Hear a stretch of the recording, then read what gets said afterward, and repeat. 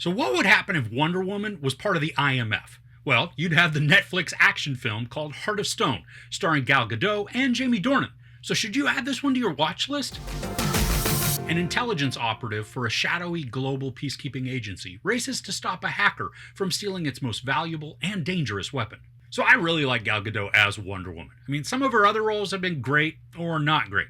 Here, she plays a member of MI6, and she and her team are trying to stop a rogue group from grabbing the ultimate weapon. Now, while watching this, I was very curious if this was an original story or just a rewrapping of Mission Impossible Rogue Nation, Fallout, and Dead Reckoning.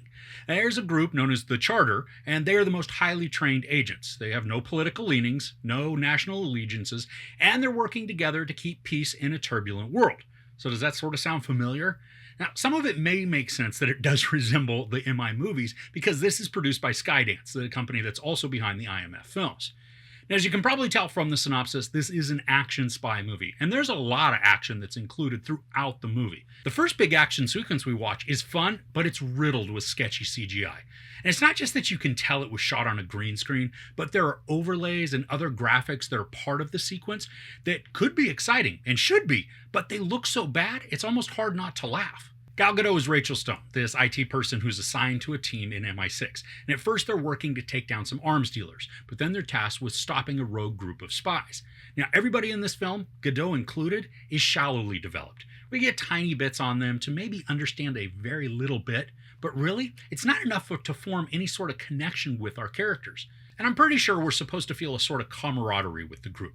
They joke around and feel like they are a family, but they're strangers to us. So the banter and the interactions are abrupt and they lack appropriate development to feel any sort of attachment, which then hinders the plot a ton should any of the team ever get into some gnarly spot where they could be in peril.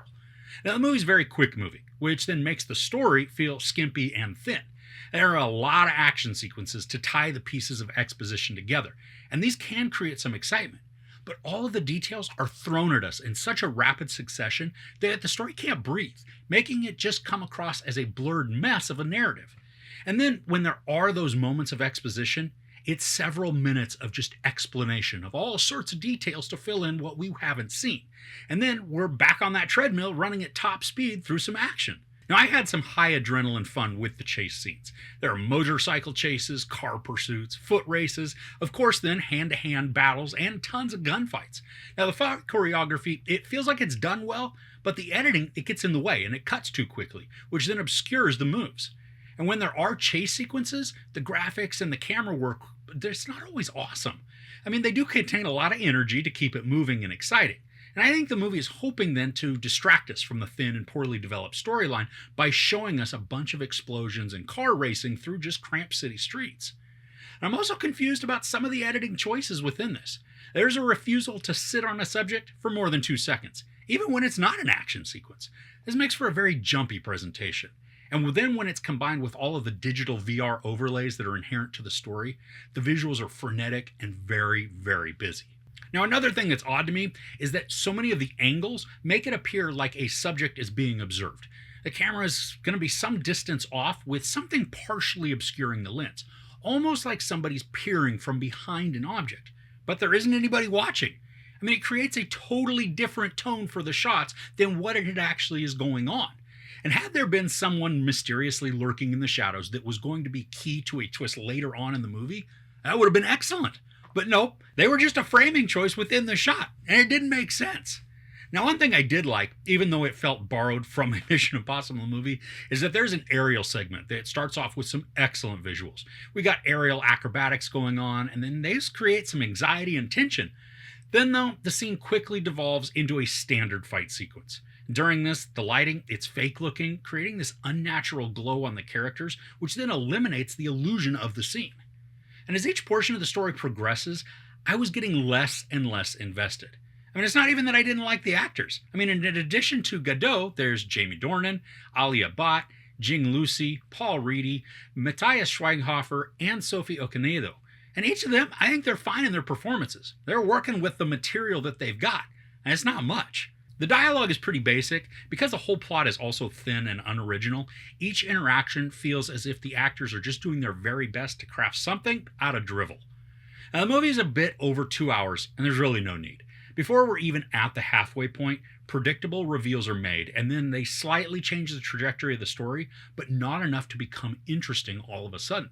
There are even a few character moments that don't feel earned in any way, where it's almost whiplash at how some things change course, feeling very abrupt and cheap. I really wanted to like this, and my expectations, they weren't high. I was just looking for an action thriller with some cloak and dagger spy content that was fun and entertaining. The actors all have the resume and the ability to deliver enjoyable performances, but they're let down here by the script. Too much of the CGI is lackluster, and because it's used so often, it oversaturates the screen, creating a dissatisfying viewing experience. The action contains excitement, and the pacing is very fast, but these also work against the narrative by creating an anorexic storyline with even less character development. This is a blurry and dim photocopy of several Mission Impossible films, utilizing the frequency of action without building a meaningful story arc or memorable characters. There's no sex or nudity, a lot of profanity, and a ton of violence. I give Heart of Stone 2 out of 5 couches. So what are some movies that have let you down? Maybe something that you were excited to see and should have been good, but ended up just being meh. Let me know in the comments below. If you enjoyed this review, please give it a like. Also, don't forget to share and subscribe. I'm Chris. This is Movies and Munchies. Thanks for couching with me.